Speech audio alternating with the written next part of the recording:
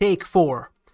Hey guys, today we are going to check out Sony Vegas and we are going to cut some stuff up, do transitions, talk about auto ripple and stretching clips and really simple stuff that anybody might use in video editing software. And we're gonna do the exact same thing in DaVinci Resolve. So funnily enough, I was going to make a video a couple of weeks, maybe 2 months ago, bashing Sony Vegas because I have been using Sony Vegas since 2018. I have apparently 258 videos on my channel. Most of them I cut with Sony Vegas, and it's the bane of my existence. I hated it. I even really dislike it nowadays, to be honest with you. And one thing that pushed me to use DaVinci was auto subtitles, and my very first usage of DaVinci was very positive. Funnily enough, I already had a video cut up and edited and rendered in Sony Vegas, this like Viva Pinata horse video, the second one, and all I had to do was import it into DaVinci. I added auto subtitles, which was very easy. Just click on timeline, create subtitles from audio, and then after a minute it does it, and you can edit the subtitles. Awesome. And even the render time was extremely fast in DaVinci Resolve Studio. Yeah, this is Studio, so this is the paid version, and we're comparing it to Vegas Pro 14, not 19. I think you know why I'm using 14 and not 19. And all I'm gonna say to that is I'm not gonna spend a month's rent from the country I am from to buy very subpar video editing software that crashes and doesn't really work. But anyways, rendering a video in Sony Vegas really sucks, at least in this version, at least with my PC, and 20 minutes of render would take 3 times as much, so it's always 3 times as much as the actual footage I have. So 20 minutes of video would take 1 hour to render in Sony Vegas. Now the exact same length of time in DaVinci took only about 6 or 7 minutes, which was awesome. And the reason why I took it for granted, I spent a lot of time over the years obviously trying to speed up my render times in Sony Vegas, but what I've learned through browsing Reddit and other forums trying to bash Sony Vegas or DaVinci, the one thing I learned is that the video editor fanboys always crawl out of the woodwork, and then they tell you, oh, post your PC specs so we can make fun of your shit fucking PC, even though it's not even that bad, or your workflow sucks, man. You have variable frame rate, and turns out maybe your workflow is even better than theirs. Maybe you don't have variable frame rates. It's just like people trying to defend this video editing software like defending religion, or even worse, and I really hate that. So today we are going to compare the two video editing software. I only spoke positive things about DaVinci, but let me tell you that after my first positive experience, all I experience right now is just negative stuff. So let me talk about a couple of this stuff. But before we do that, the other horrible things about Sony Vegas that I would have mentioned in the other video, I already started writing the script because I was just so done. One video I created in Vegas a couple months ago, 7.5 minute long video, this like dinosaur quiz. It took 2.5 hours to render. For some unknown fucking reason, it took 2.5 hours to render, and all I had is a couple of extra layers. I didn't have like 50 layers or anything crazy like that, but maybe some transitions on some overlay stuff, and it was so fucking horrible. But Sony Vegas also lags all the fucking time. Editing text is really laggy, and the text editor just sucks. And it doesn't matter if you're using, like, look at this. Come the fuck on, man. It doesn't matter if you're using this or the legacy text editor. Even just very basic stuff in Sony Vegas doesn't work. When I started, this was the very first video editing software I ever used. Just learning about the auto ripple, and basically never to use the track motion, even though obviously you can, but I just don't really trust myself fucking up my video when I did something at the very beginning and not resetting the track motion. doing text, everything. You have to do manual stuff. You have a cool idea. And that's another thing I wanted to mention about video editing software, is that they always tell you, you know, oh, your workflow sucks or whatever, these fanboys. But another thing that people say is, you just haven't learned it yet, or you need to spend more time, you're a noob. And the thing is that you shouldn't need a bachelor's degree in video editing to just do like simple stuff in this software. And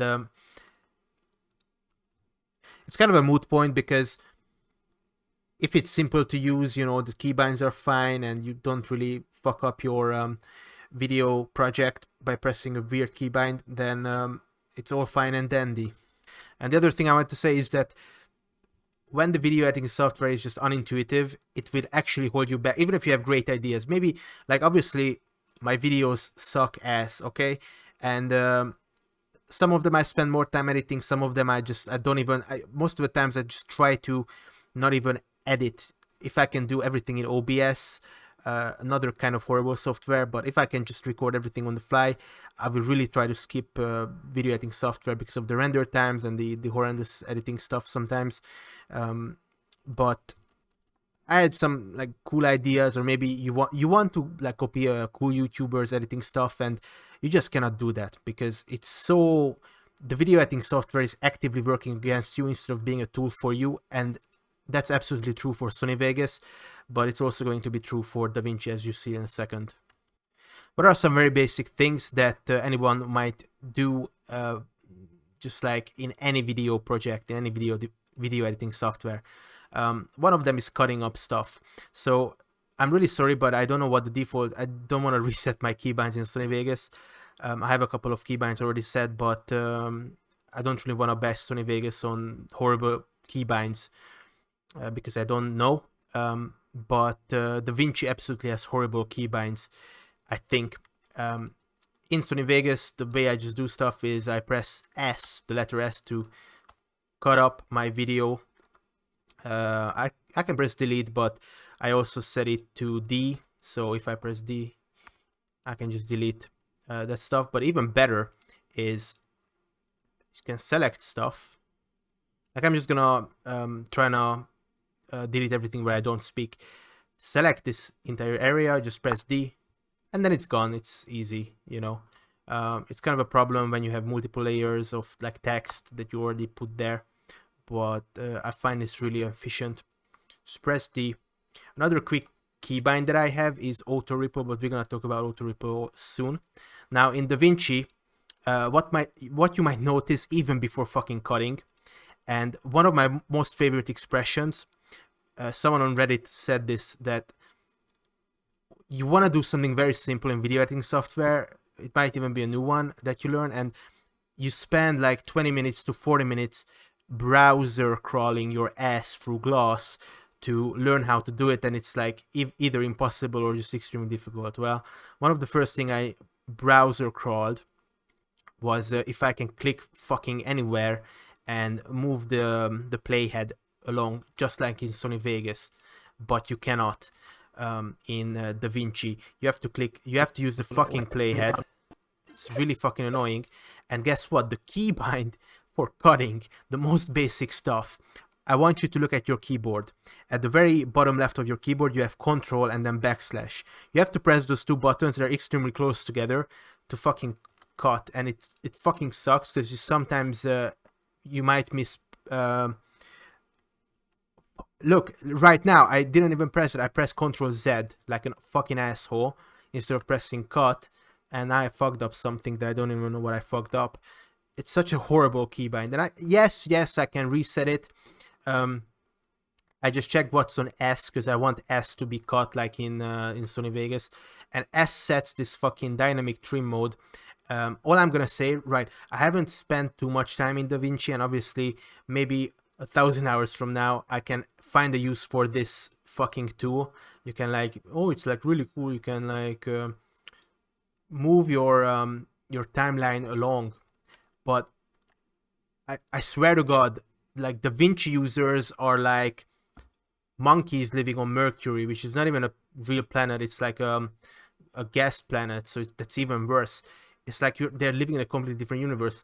Why the fuck would I just like not, you know, cut it up and then I can place it wherever I want, or I can do this shit.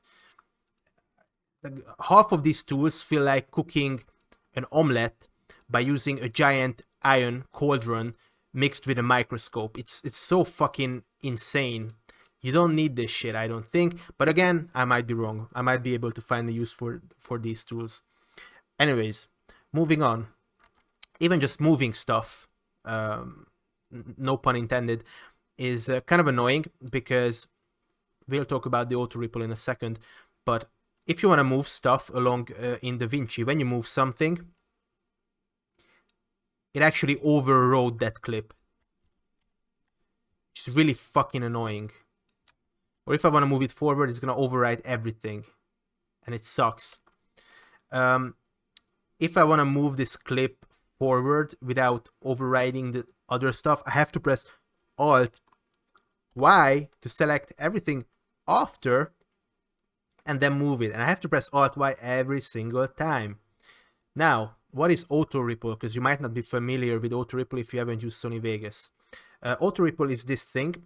The way I would describe it is, you know, when you're writing a Word document and you like place an image in the middle of it and you fuck up your entire Word document. Well, auto ripple kind of has the same effect if you're not careful.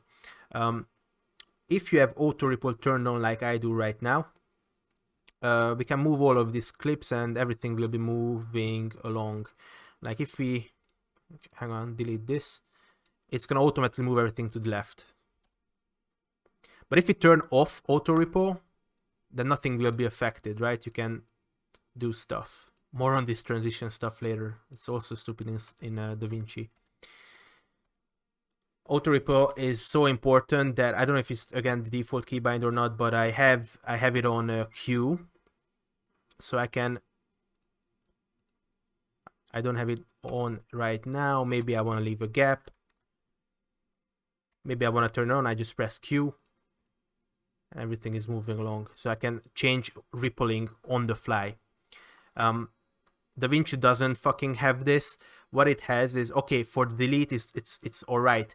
They have two separate delete buttons, because if you use backspace, it's gonna leave the gap, but if you use delete instead of backspace, it's gonna auto ripple. Which this is fine. This would be fine if I didn't have to fucking press Alt Y to select everything at the back of the timeline to move everything along every single time I wanted to do. Like sometimes, you know, sometimes I want to leave a bigger gap to stretch clips. Stretching clips is another thing that is extremely easy in Sony Vegas, and it's fucking stupid in DaVinci. So if I move this, it's so easy. I don't have to press Alt Y to select everything. I just have auto ripple on. I turn off auto ripple now, and I just press Control and I stretch the clip. So now it's slowed. Or I can Control and then drag it to the left to speed it up. And yes, the preview is really fucking sucky in Sony Vegas. The transitions lag like fucking ass.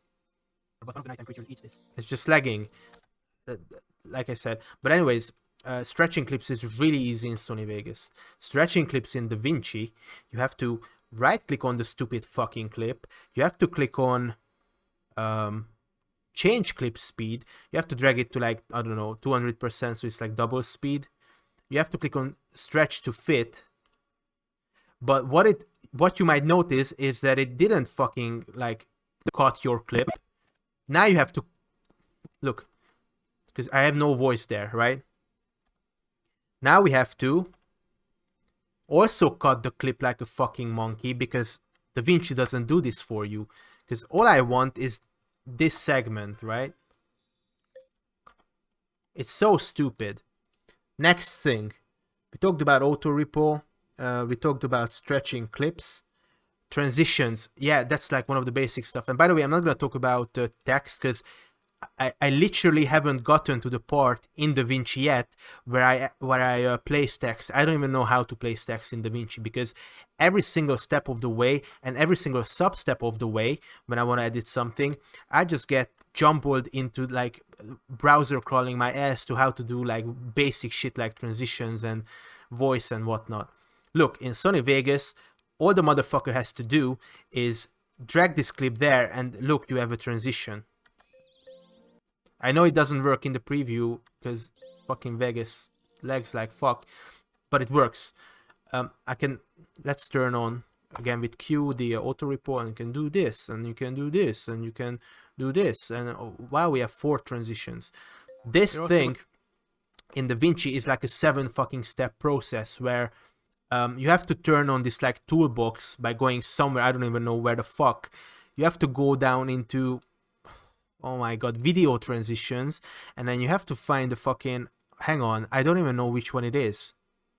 Cross dissolve, I think, maybe.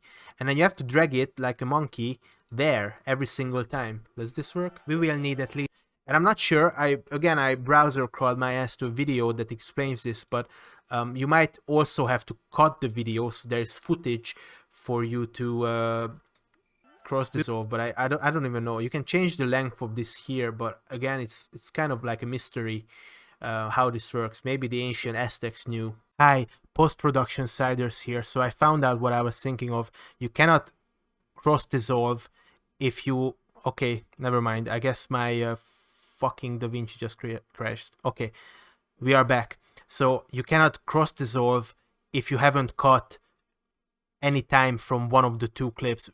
I haven't cut any time from the second clip. I don't know why I can place that there. So what you need to do like a fucking asshole is cut a little bit of time, paste it there, and then you can cross dissolve. But holy fuck, man, how much harder is that than in Sony Vegas? And then the final like little thing I wanted to show you, most of the times I just used OBS to record audio, which was a waste of my time because I had to cut the video from it if I only wanted audio. I started using Sony Vegas, and surprisingly, Sony Vegas, even though it doesn't have the like awesome like noise filtering algorithm that OBS has, but let's listen to this, okay? It's gonna sound alright. Let's record.